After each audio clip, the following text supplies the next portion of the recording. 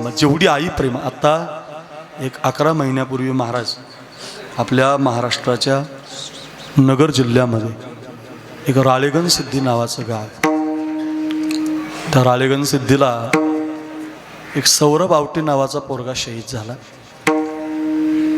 ऐका ऐका, सौरभ आवटी फार सुंदर पोरगा होता, राजबिंडा होता, एकदम दिसायला सुंदर होता महाराज.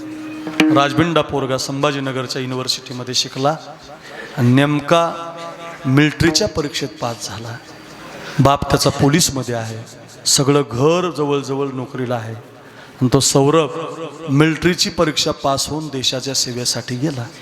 आणि देशाच्या सेवेसाठी गेल्यावर 6 वर्षाची ड्युटी केल्यावर त्याला कॅप्टन म्हणून पारितोषिकं मिळाली, त्याला कॅप्टनपर्यंतची पोझिशन मिळाली. कॅप्टन झाला आणि कॅप्टनच्या ऐका ऐका कॅप्टन झाल्यावर 35 मुलं त्याच्या हाताखाली होती आणि देशाची सेवा करत होता. 6-6 महिने, 2-2 वर्ष, 1-1 वर्ष ही मुलं गावाला येत नव्हती. मी रोज शेवटी 10 मिनटं 5 मिनटं एखादा मावळा, एखादा शूर, एखादा वीर, एखादा जवान सांगणारा महाराज आहे. अक्रूर महाराज साखरे नाव यूट्यूबला टाका, 200 कीर्तन आहेत माझी, खूप आहेत महाराज. तानाजीची आहेत, येसाजीची आहेत, मुरारबाजीची आहे, शिवा नावी आहे, शंभू बाळ आहे. असा मावळाच नाही तुम्ही सांगितला नाही. मुसलमान मावळे सांगितले, तानाजी सांगितला, येसाजी सांगितलाय, जे कधीच कुणी सांगितलं नाही मावळ्याच्या बद्दल रोज कीर्तनात सांगतो. तुम्ही यूट्यूबला नाव टाका, ऐकायला मिळतील. ऐका, येणाऱ्या 11 तारखेला बाबा माझं एक कीर्तन आहे, दरवर्षी राहतं. 11/11/2018 या साली एक पोरगा शहीद झाला होता सिन्नर तालुक्यात. त्या पोराचं नाव केशव गोसावी. अपंग हाताचा बाप आहे त्याचा. ऐका, इथून हात नाही त्या बापाला रे ओ डिक्सळकर. आणि तुटलेल्या हाताच्या बापानं भाकरी केल्या आणि पोरगा शिकवला महाराज. एवढं प्रेम असतं रे बापाचं आपल्यावर, खूप प्रेम असतं बापाचं. आपल्या बापाला कधी विसरत जाऊ नका. फेट्यावर आलाय बाप, इथून तुटलेल्या हाताच्या बापानं भाकरी केल्या, दुसरं लग्न नाही केलं बायको गेली म्हणून, आणि पोराचा संसार चालवला. 10वी पास झाला तो पोरगा. आणि त्या केशवला वाटलं कुठपर्यंत बापाच्या हाताच्या भाकरी खायच्या, म्हणून त्यानं पण अभ्यास केला. तर नेमका मिलिटरीच्याच परीक्षेत तो भारत महाराज पास झाला, वखाटे महाराज. आणि त्याला सुद्धा नोकरी मिळाली, तर सीमेवरची मिळाली. पण तो गेला नाही, त्यानं ते पत्र झाकून ठेवलं. त्याच्या अपंग हाताच्या बापाला माहिती झालं की माझ्या पोराला सीमेची नोकरी मिळाली आणि तो माझ्या अपंग हाताला भाकरी कराव्या लागतात म्हणून जात नाही.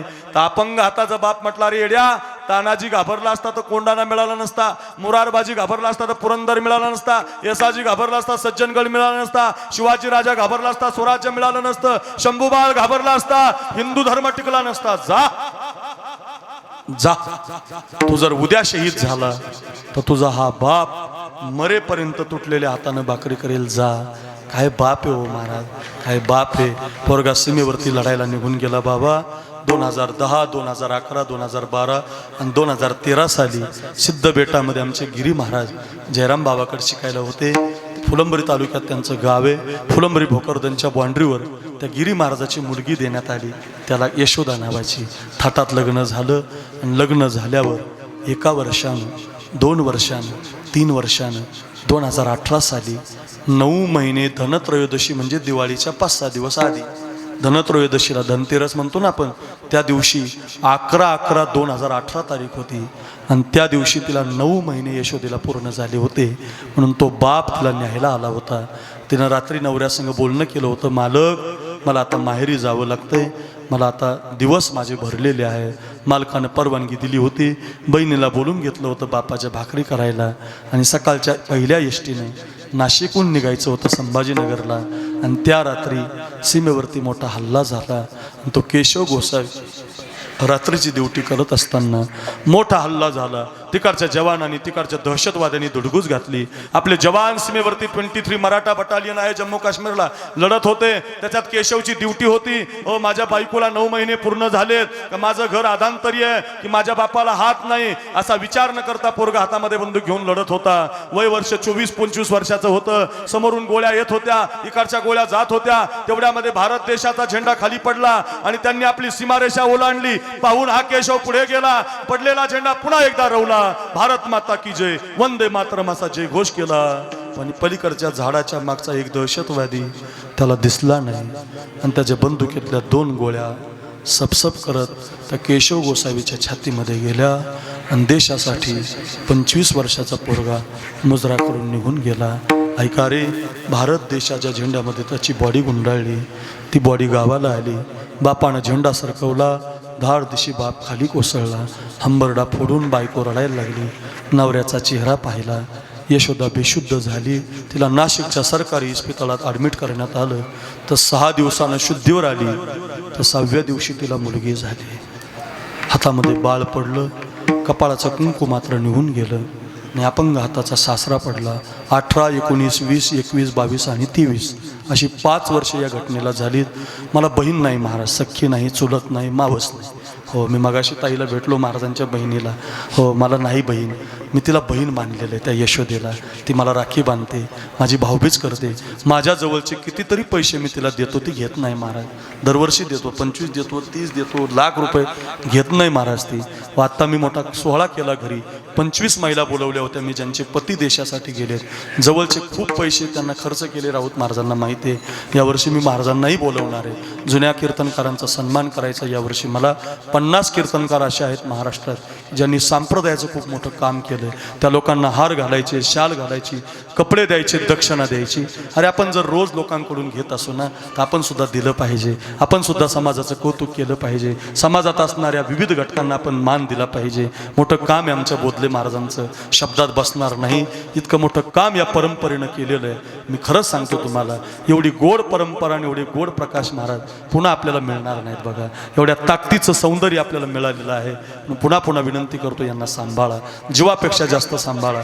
मी दरवर्षी करतो बाबा, समाजावर बोलतो, रोज सैनिकावर बोलतो, तानाजीवर बोलतो, शुरावर बोलतो. लोक रडतात, महाराज काय तुमचा आवाज आहे, काय तुम्ही कथा सांगता, हसण्यासाठी रडण्यासाठी नाही, शिकण्यासाठी. रे घरी घेऊन जा. हो, मी तिला बहीण मानलेलं आहे. आता तिला मी विचारतो की बाई आता कुठपर्यंत असं जगा, आपण दुसरं लग्न करू तुझं. ती म्हणते नाही महाराज, माझ्या नवऱ्याच्या हातात हात देताना मी एका वारकऱ्याची पोरगी आहे, मी वचन दिलं होतं नवऱ्याला, मरेपर्यंत तुमच्या बापाचा मी सांभाळ करेल, मी नाही करू शकत दुसरं लग्न. आलीच पाळी माझ्यावर, नवऱ्याचे कपडे मी अंगामध्ये घालेल आणि त्याच्या जागी सीमेवर लढायला जाईल, पण मी लग्न करणार नाही. काय मुलगी आहे महाराज. तसाच हा सौरभ आवटी नावाचा पोरगा गेला आता. ऐका, हो, इतका सुंदर होता दिसायला, पोलीस बाप आहे त्याचा. पारनेर तालुक्यातली राळेगण सिद्धी अण्णा हजारेंचं गाव आहे. त्या राळेगण सिद्धीचा तो सौरभ आवटी ज्यावेळेला सियाचीन मध्ये लढत होता, कॅप्टन होता तो, इतका बर्फ पडला महाराज, इतका बर्फ पडला, इतका बर्फ पडला, त्या बर्फाच्या खादीमध्ये तो खाली पडला आणि त्या लाद्या त्याच्या अंगावर पडत गेल्या. तर 20 जवळजवळ 3 दिवस त्याच्या बॉडीला बर्फानं गोठून घेतलं महाराज. पूर्ण बर्फमय त्याची बॉडी झाली. शेवटी सापडल्यावर त्याच्या बर्फातून तो हात कलम करावा लागला, त्याला तोडावं लागलं महाराज, शरीर कापावं लागलं त्याचं. रे ऐकायला फार बरं वाटतं रे. कल्पना करून बघा रे, पोराचे हात कापले रे, त्याची बॉडी गुंडाळली. आणि ज्यावेळेला राळेगण सिद्धीला त्याच्या आईनं तो पोरगा पाहिला, तर ती आई एकच शब्द म्हणायची, माझ्या बाळाचा हात कुठे, माझ्या बाळाचा अर्धांग कुठे, माझ्या बाळाचा हात कुठे. 27 वर्षाचा तरणा बांड पोरगा आपलं शरीर बर्फामध्ये घालतो पण देशाचं रक्षण करतो. आता या घटनेला 11 महिने झालेत महाराज. तिची आई आहे ना, आई हातानं जेवत नाही. त्या पोराची माय हातानं जेवण करत नाही अण्णा महाराज. का? ती म्हणते माझ्या लेकराचा हात मला डोळ्यासमोर दिसतो. एवढं प्रेम करणारी जगात आई असते, आईसारखं कोणी नाही महाराज जगामध्ये. आणि आम्ही